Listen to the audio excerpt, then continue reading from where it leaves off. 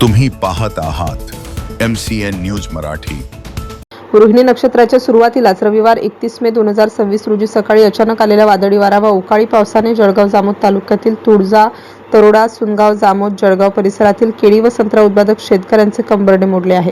अवघ्या 1 तासाच्या थैमानात शेकडो एकरवरील केळीच्या बागा अक्षरशः जमीनदोस्त झाल्याने बळीराजा पुन्हा एकदा संकटात सापडलाय।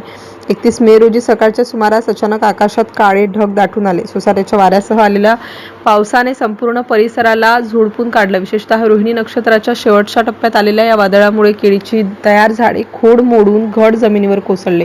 हातातोंडाशी आलेले पीक डोळ्यादेखत नष्ट झाल्याने शेतकरी हतबल झाले आहेत। ही बातमी MCN न्यूज मराठीवर प्रसारित होताच 2 जूनच्या सकाळी उपविभागीय अधिकारी शैलेश काळे व तहसीलदार पवन पाटील आपल्या पथकासह नुकसानग्रस्त शेतकऱ्यांच्या बांधावर जाऊन त्यांनी नुकसानीचे प्रत्यक्ष पाहणी केली। त्यासोबतच नुकसानग्रस्त शेतकऱ्यांच्या पिकांचे तात्काळ पंचनामे करून घेण्याचे निर्देश महसूल प्रशासनाला देण्यात आले आहेत। MCN न्यूज मराठीकरिता गजानन सोनटक्के, जळगाव।